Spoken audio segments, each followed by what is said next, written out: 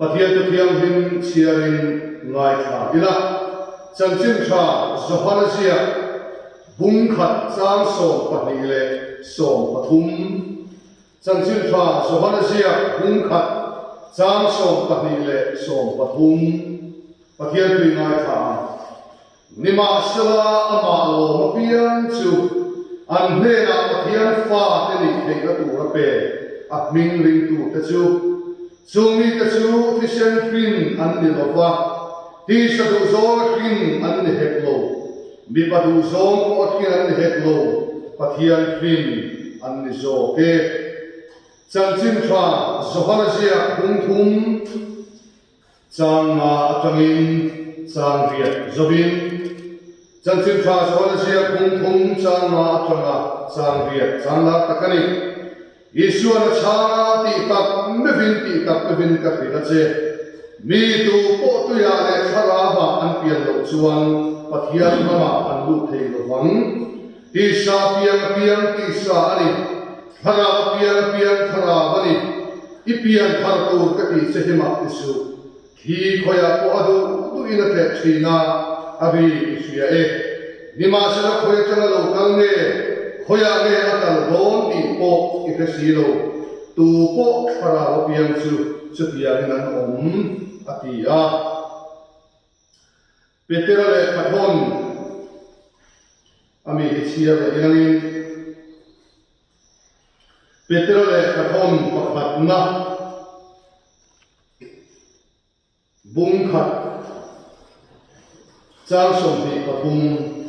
Petera le kathon pakhat la bungkhat chang som di pathum chi se thei laka ni lovin Pathian thunung reng le renga chuan chi se thei lo laka piang thar in ni jok sia lalmana thu kan chia te tharimal min som sak theu se amen zaina hian Pathian thu cha soi turatana kan huat sai chu pian harna ti thu mangin sa ina hian Pathian tu cha han soi kan tumani Pathian ma turin ki tong chaya ku lalpa kan Pathian I khongai tale khongai ka ro pui ta min don tir le min chan tir bang hian kan lo e mai he da lo thu kan soi hoi lama te lama pia a in khom ka hun chat tak kan nei to huin zaina lalpa nang ma bia nang ma pol nang ma fak the ka hun chat mai min pe ke avang hian kan lo ma I he na lo thu kan soye zaina kanin khom bo ruak engkin mai nangin min nei la ro pui na ta nan la I thu cha kan soi tu te bang hian kan ma mo to kang che cho la min pe la I van ma na min choi hiam sak le ang che ro pui na tu ta le engkin min ban sak tu rin kan lalpa tu ta Yesu Krista min kan dile amen Nakina kusoi top nama zai kan nai thale tura ngai la isidal kan ku mikha aloi bosai le sila thai kan sia anti taroro boka zaina ia pian tharna I pian thar tu rani I karirua I alian le maya helaya hun bang tura ningam som khan anin ruwa lo masa ber te singani ania achan chu pian thar le kan ma min ka khia a pian thar no sia kan khia ka ngai ka kan ma mo ka achan chu ama la Yesu Krista nge I pian thar lo chuan Pathian ram I hu thei lo ma ti wa pian thar na poi lo na chu Pathian ram kan hu lo na tu thu khil tu ani a poi mo na chu ni la zaya ko hian a poi mo le in ka khia pian thar na hian kan ram hian kan her kia ta ami khual lo le mai pian thar na chung chang hi angalo chu bai pulina a soi dan ang hian kan pian thar thin lo nge pian thar na kan nei ve kan han tia kan lo ko hian lo na rei lo te pian thar na rei lo te ani a lo ti suan din pe chu kum khua atan alo kal le ma lo atan pian thar na nin pe ani lai kan lo na rei lo tu te kan pian thar na rei lo mo fo thin ka dia piang thar han ti chong kam te phei hi chu tun lai ko ve lam na phei chuan fiam thu thok na le lik ye mo ti tur khom hian akomon to ani tang wal ro khat hoan ti tia fiam thuin an soi thina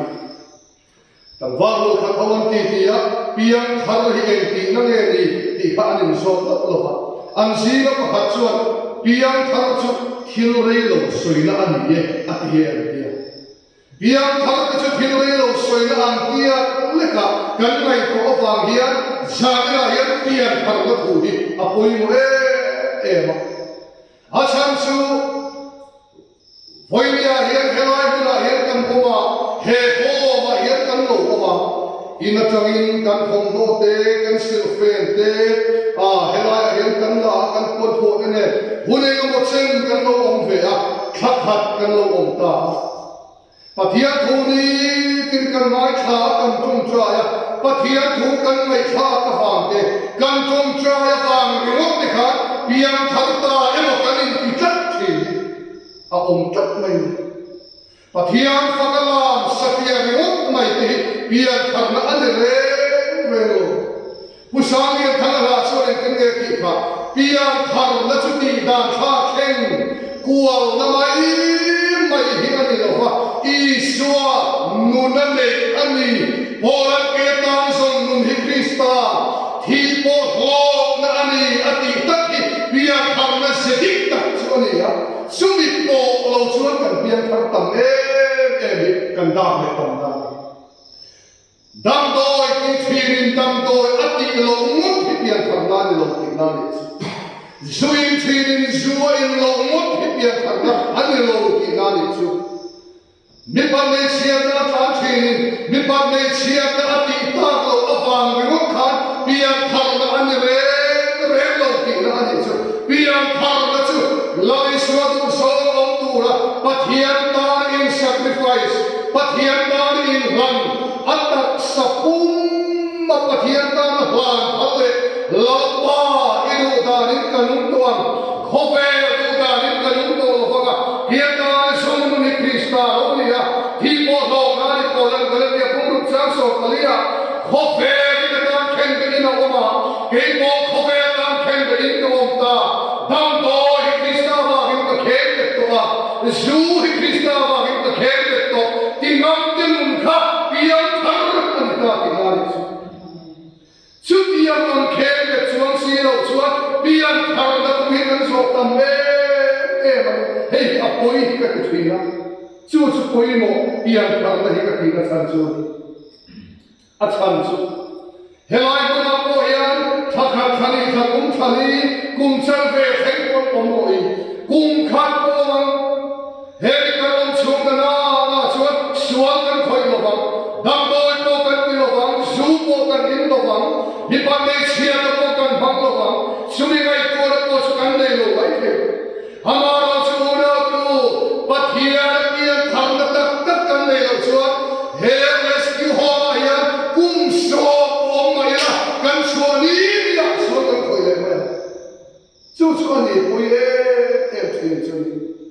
zel chu ra kan om ho ma kan om kum ni kum thum kan om kan sa khop mai thok tua le bo kan chang thi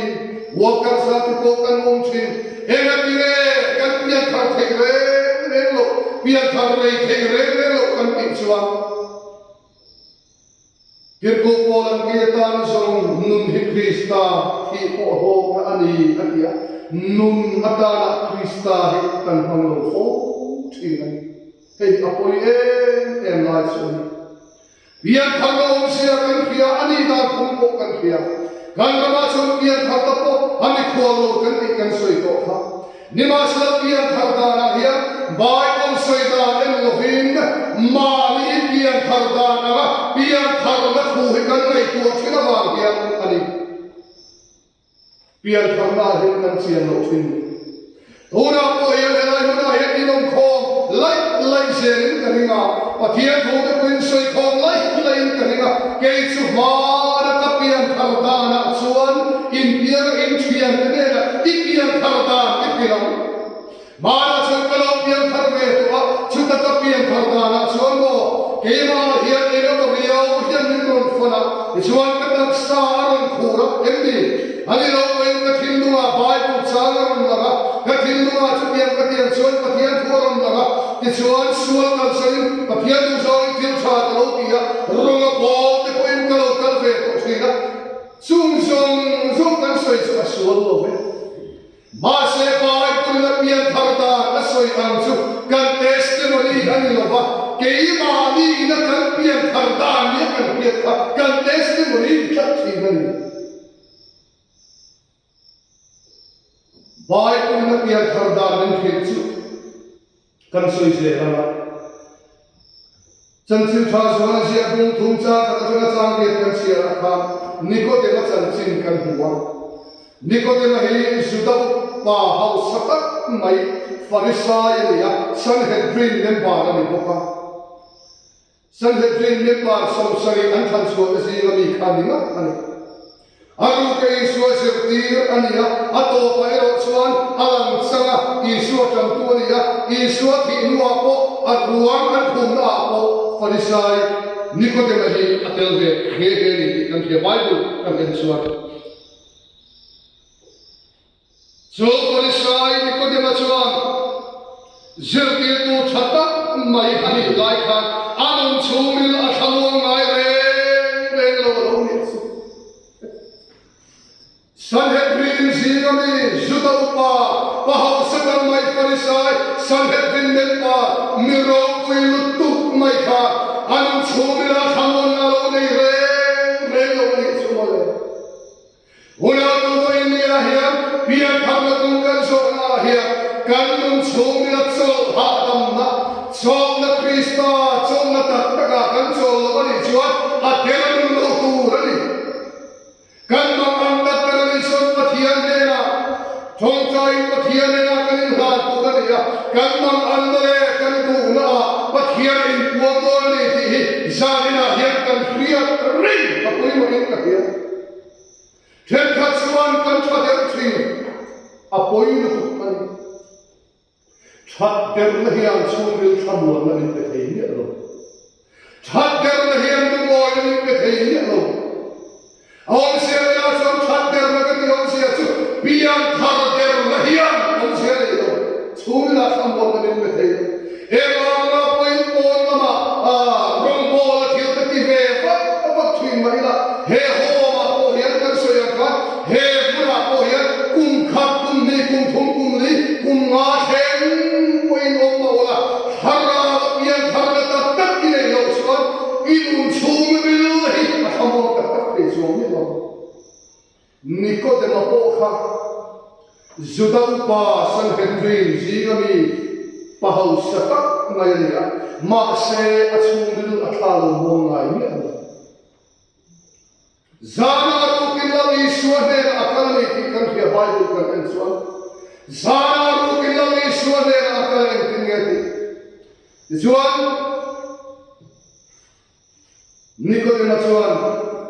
Rabbi pathian ne nasir ki to lo kalni ti kan khia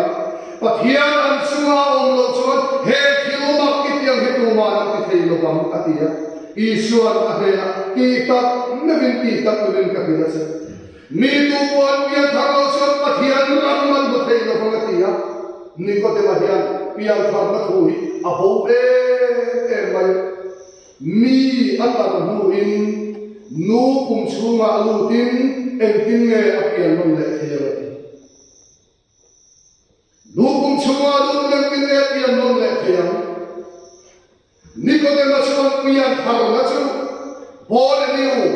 ai bol ke pian thar le na pian non le na chu nu kum chunga alutana nu kum kan chu nu chu la kan chuan lo chuak le ku ra kai na ane Masalah Islam cucu pian karena saya ni lo, pian karena saya Islam itu ngerti tu po tu ya le haraba pian karena Islam patian ram mutlak ane lo patian ram apa itu apa ni patian. Woi ya yang ini ngairen, iom dah ngairen, pian pun ngairen, ngairen, tak sengairen dia. Woi ya yang pian karena Sapa pian thei to lo vaya chunga lo in ka pian lo le thei ko ni ma sa lo in dia ya kam pian thang tu zo ko chu tu ya le thara ma ama lo Iswa Krista sil fai le ti thiam in da cross kisna atana so lamba national for the lage sa kam khan ke Iswa dar hi chu cross chu ti thiam in ka lo ya thiam chu ka lo ya chan ka lo ni ta ati na la khan mi khara in thong na chan thi na ni chu chu koi mo lai chu ni kan me chu ti dang la har ko kho mai the kan pian te po hi ti dang la har ko hiao mai the ya he pian chu ma cha la ni sun chu chu po lam lam dan chu ka soi ani lo a hui kin thang le ai ani ni hin lo pian kha no kum chunga lo le a thar dia ai ro kin thar le ni la hin Lali so Kristan in chandam na patiyan bai na lo le ke ni so ke ni pelo le ke ni kinlo chandam na na lo thok saka athina kathia thole na ka lo thobe ya athina le thole na ba ke swal song song ka lo kal san le khana pian khana suya ta chua in pian khal tu le ni pian ni apoi mo le in ka pian Sutia ni lo suan mo he na hian en anak dei om mahila kan thil lung kha thel ni lo ha nun nei Krista kan phangani lo suan kan tha thei do lo re en ti ka la kan tha thei do he mun to kan suwa hun hi suwa kan ti le hun su ni ma sha chu me na pian than na tak chung lam khil ta tak mi hale suan mo suan le khil mi thei te lo li in suan ram chu pha be thin ma sala Krista sa na ne tu ka lo ni ta Krista sa na thiam chang ka lo ni to a chu ma suan kho ve thei chu ke suan ka mang tha ta ke suan ka phai pai liam ta ke suan ka ki pha no ya ka ra ta ka ki ngam pha oi mo lai ka chu ni ta sumi ni lo suan kung le na ma suan hat der na te ko ati theyang su then ka chu kan be dong mai thaya be sei na malam gur ta na ko pian thar na te poi ka pian thar ve thei to to hang a ke chu khem mun ai ka ni to hang a ti kan ka thi na khem mun ai ka ni na ni lo pian thar thei lo lo i thi lung ta ta ki Krista lam ram khai thi nu la khem lo bang so ani i thi nu la Krista chu hey pathian thil ti thei ka mu tak tak tu te hian mang an hi lai mang an na tak tak na chang lo chuan pathian thil ti thei ka te a mu thei reng reng lo he sutapa ni ko te mane ko hi sutapa ani ya san het green si ga ni ya ma se ka te reng mai on chuan pian thang na lo ka chiang reng reng lo tak me anu kim sa is ma he la ka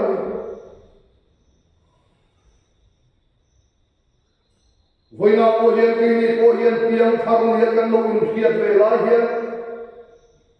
Buat chung kam dan ta kam piang thar thara ma la le su Kristan tak tak ko si lo hian kan lo chiang thar ve mai mai ko khalo ni mai the chu piang me lam chuan suan kan me lo ni mai the Pol piang dan sun Krista thi po lo na ni ti chun tak tak nei tu ta na chuan suan hi ta bong ve ko dam lo e ka bong ve ko lo wa su ka bong ve ko lo wa suan pon na ta chu Salen na famkin na pathian hian chu thina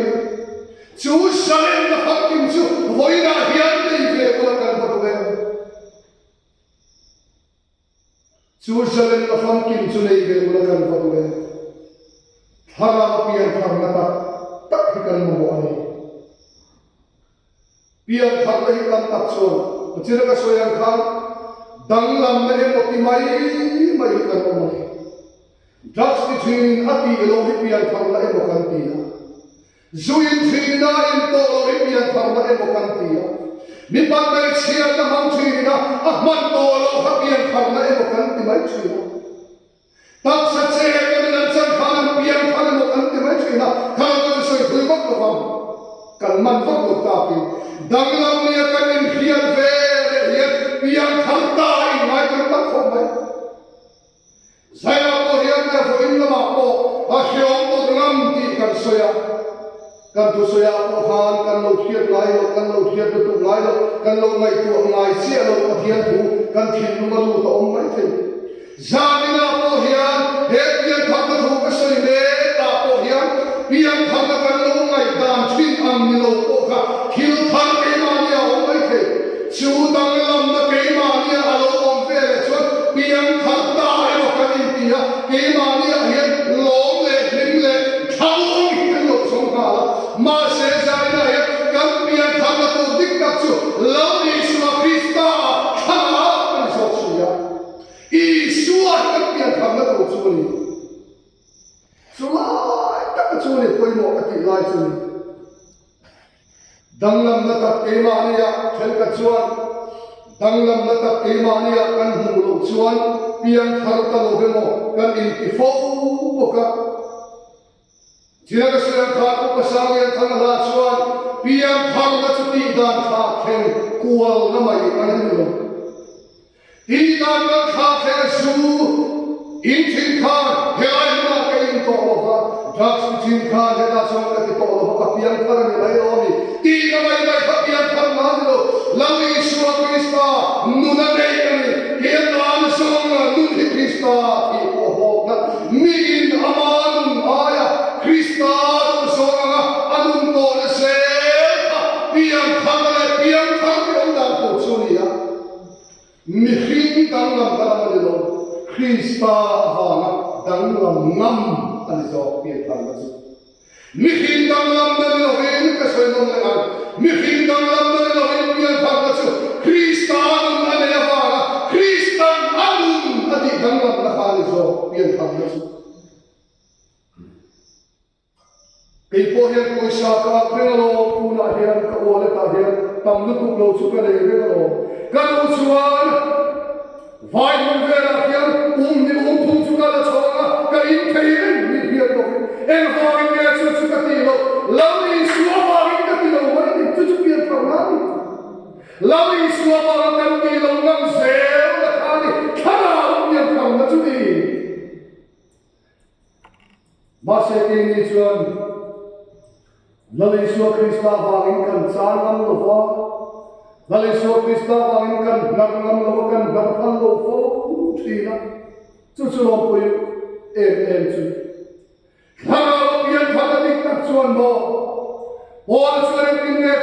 ke ko du ni ila ti sa chuma hian rin na ha thei kan nisati Paul kha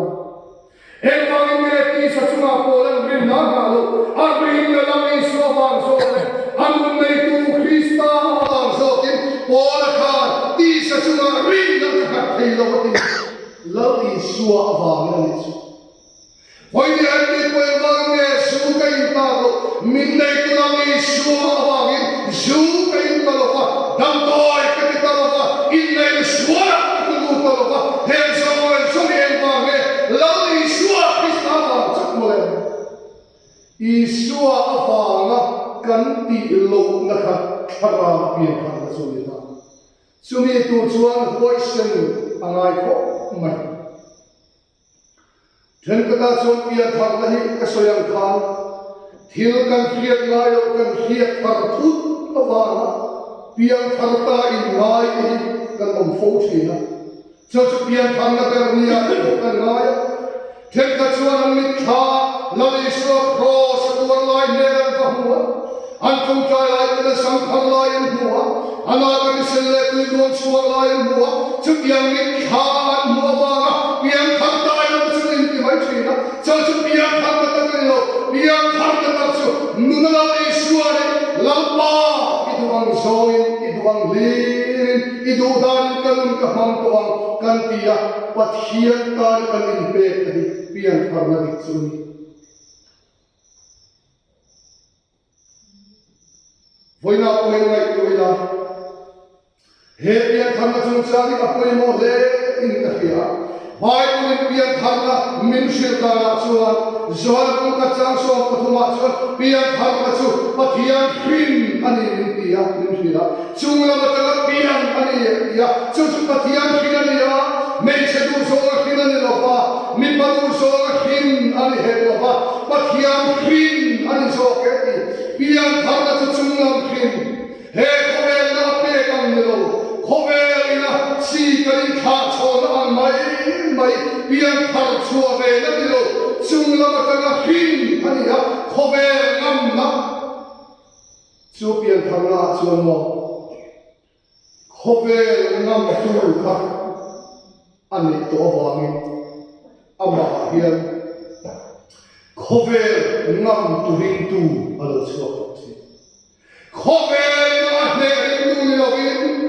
cho thara pian tharna chuan khovel ngam tu ring tu alo chuak chi hei hi ani apoi mo ka ti lai chu thara pian tharna na tak tak chuan mo mi la Yesu Krista a thiam ni thing pe ai la Yesu Krista a thang na huna chuan mo zule dam le mi pa pe chian te hi mo la Yesu Krista wa hi a mu chun roi to mai ni chu poi mo la chu ma se ke ni pian thang na chuan zule dam le mi pa pe chian te hi kan mu chun ve phao lo ha pian thar in tireng chung sin a then chuan drugs kan tirwa an tam lu tu sa khomi tam tak an tam lu tu then khat te chuan su te po kan lo in ve ma chu mai chu te lo ko kan ni kam kai pui kan khiat te po hian tha pian thar na tik kan nei lo chuan mo pian thar na nun mai thil ki kha khen ve mai ma chuan mo Rombo chatak intisin mipat may siya tahulate allo tulog le may sin po ni so pian sukan niya bagin pian hagating magaloso mihin in hinchwa vela pian harle na lang melovin harawa pian sa chungla matulakin na pathian pe aniya pathian hin aniya chungla matulapian na aniya so pathian ka nei se du so khina de velo mi padu so khina de ko pheto ba pathian khin ani so kati apoi mo he me tro kan nei sa pa ngai ti dang la me mo ti thar lam te mo de lo mumang le ko lam bo ruwa thila ba ga chu ya ga mu chia chi ko chu le lo kan on ta pa ngai ti dang lam mo ko de so lo pian pa ka chu la Yesu Krista ama so ka dang lam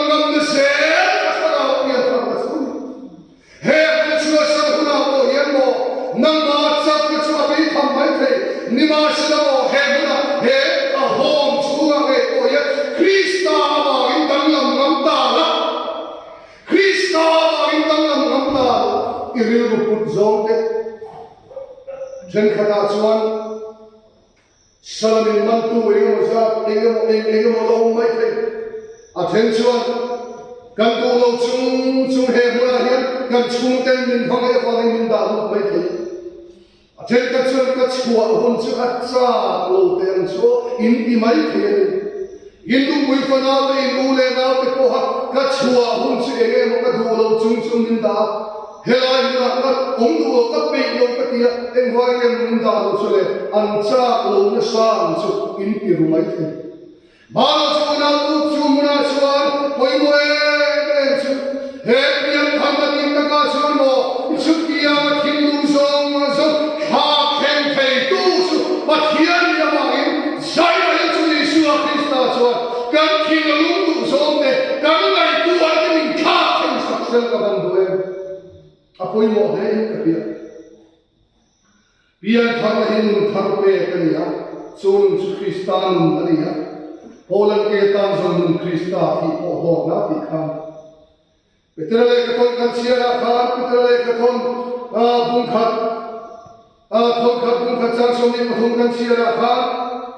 chi che thei la ka lovin pathian thunung le om ko na chon chi che thei lo na ka pian phare le zo ka ti he thana pian phang na dik na chumo zu le dam doi ati chia le le mai thei pian phang na ni to lo a ma ka lo pian phang na chu zu le dam doi na ti chia thei a lo ni ma na ma se thana pian phang na dik na chumo zu le dam doi na ati chia le le mai thei pian phang na ni to lo la le so pe bin do chu tôi tên sợi tai là du ka phật na lo đâm đôi ka phật na lo du nô khát ina vanga skep tam fe ka inai kan tam oi đâm đôi với khát ina vanga skep tam fe ka inai kan tam tu ani hei po ka testimony kan sei ve zo pe a hune ka mo chen rong bo ka kal ve ru a kha Hole nga masya dong bola ka tay suwa kay ruwa kumli kumaray dong bola ka tay suwa kay ruwa ka zubo ya yan kay pati katumay su kalud vele hona su tila chuan mo kana ka dong bola song katso fika ase su tila chuan patiyan thong ka hiya ken pina padule ko ay to songo kan soy chuan patiyan thong ka KTP and fellowship and Zaidu,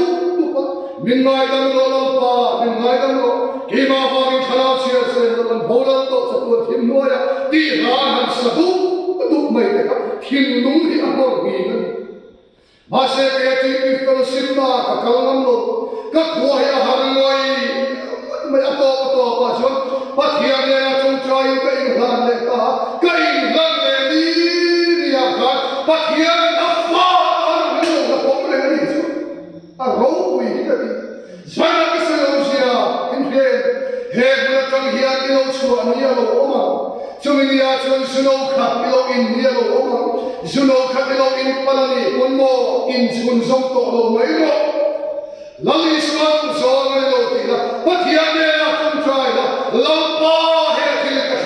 Sole, deep, but here they are Kinsella, Chuchuno, Kara, from the Picasuni.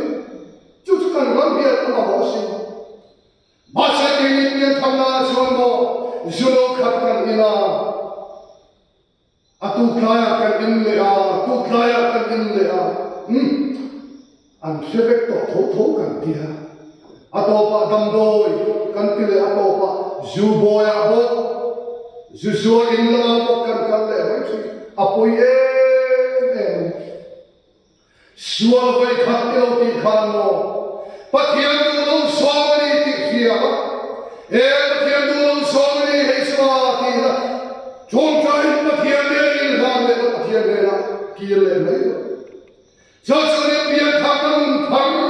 kristan ta tachu chi che theila ka no he chi che theila la ka ni so pathian thung le kom le na so chi che theila ka pian thar le lo pati pian thar chu pian na pi chia de hai mai thei ka lo mi pa mai chia na voi ni kha na swara tu ko ba kal pian thar hai chia wa ko le ki kan ni na ha chia mai mai thei ka ni kei po kha so bo ya kan lu le ni chang kha ka hil du lo thei re ve lo ka khu har moi ato pa so pathian le na te na pathian le na pathian le na yan ki se la pathian le na ki se la to sa han koi mo te no le hei ni pian tham la te so pian tham ro fa kan tum chi la kan bo yin kan tum te hi ti phar chia ni kan thuma kan nu le kan pa te ko hian an lo thiam sia pi ko ba ke pi ma te kan hal mu ta ho ma te kan han oma a thani thak te kan oma in la ma kan ho ma e pian thak to em han ti kan lo in sei bo fa thi ko ke ni lam la ni se la ho ma om chua ke pin chua ki ta ka hadin ti thar hi kan tum em ma kan koi so thi ni ka ya lo i suai nu na nei la to mai Lali suai kan tu kong ni buat tu ni salah atau mai ni. Susu ni mana tu mathian tu thar ni peso mihin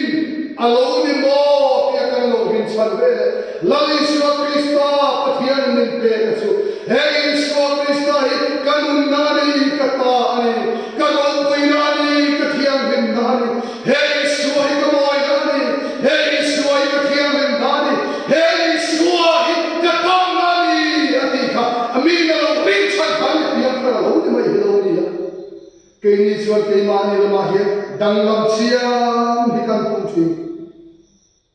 en tirna ta ti hian soi ta ila kan director kumoy hian basara arpui dum malo suara chu arpui dum zo chu chen sang khat alo chiara ti chuan kumoy arpui dum zo chu chen sang khatin ka han nei sakta chu arpui dum chuan kumoy arpui kan ni lai khan ka dum thina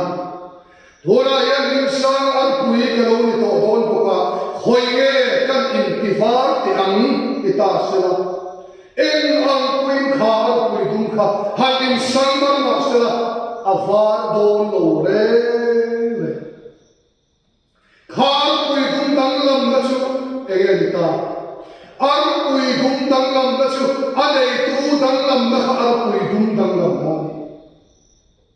kha arpui kha in ti dang lam na kha tum sela kumoy arpui kani lai chon ka dum china min sang arpui kani ve kan va te an elang koi san koi in sang mar ma sela avar don lo adang lam na so so anei tu kan dang lam na chia arpui dum dang lam na voi dia yan setan tan thin kha krista ma kan ni na chia kan dang lam na ni ya ke ma ni na ya dang lam va som tum la ma so min nei tu so ya min dang lam so ka lo ni min nei tu dang lam ta kan dang lam na lo ni Isu Krista kan dang lam na ani kan che ta poi ba ko hey pian thang na chuan te le thi la pian thang na chi ni a om de ba pakhat a chuan vual ti kan thia ma hey leite po kan lai fo ba lai kan na kan thok thien ka helo le kan lai kan le chu ma hian vual alo om thina chu vual chu alo changa alo lian te la alo patel te la ato pa chuan a kor te alo in khia alo li pa kha te lo te alo chota ato pa chuan theringa changta ni vual pian thar le rul pian thar yo ka tia vual pian thar chuan le chunga oma alo patel te la ka chuan kha lo le ya ato pa chuan theringa alo changta ato son lo lo thim ku ma ani a kha dan zong adang lam ve rul pian thar ve le thu mai lo chuan rul ram moya kan kal thrin karin ram moya kan lai lo kon tv a kan bu fo bang rul in lip rul pian thar o rul pian thar ve thu lo chu a kor lui khan kal sana a ken chuak za la a kor lui a khan rul bo lo chu rul pian thar le vual pian thar o ma pian thar la a hian hoi ya rul pian thar la chuan kana in ti thar ve su na ke ma ni la ma thang lam kana tum ve a pathian so kala ma yo lam pu la kan la ma chung choi la lo kan chung choi pai kan cher la lo kan cher kan chung choi kan han ti ve lo la chu ri la min nei tu ta ta krista om lo chuan a ri thei lo re ha pian thar hoi ya chu pi ya la kan ra ni kan pian thar thil lam chuan sual kan ve lo thei ni sual ve tu kan chu ma ge lo ma chi ya kan han ti ve ya e mama pian tharem ya thar ve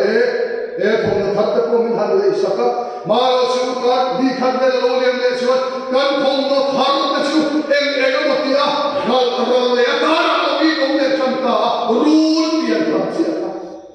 i ra chu thar ve sur mai ma se rul bo lo chu he thil du mi kha kheli lo ba thil du pian thar na thara pian thar na muna krista kan man si lo chuan chu pian thar na chu mo a rei thei lo chu rul in lip chu rei lo te a thani khat lek alo ni le ama avun rong lo khim le ama ato pa chu na in lip thar le ama rul bo alo chu chu pian thar na chuan kan ma he kan pian thar rei tai ta vual pian thar ve thu lo chu ani na le chu ma om le chu ma to in kha lo le ya a kham da da na cho adang lo ma thim le ra futa hoyo tu kha lo pian thar na dik ta chuan a ka du na lo ta ma ai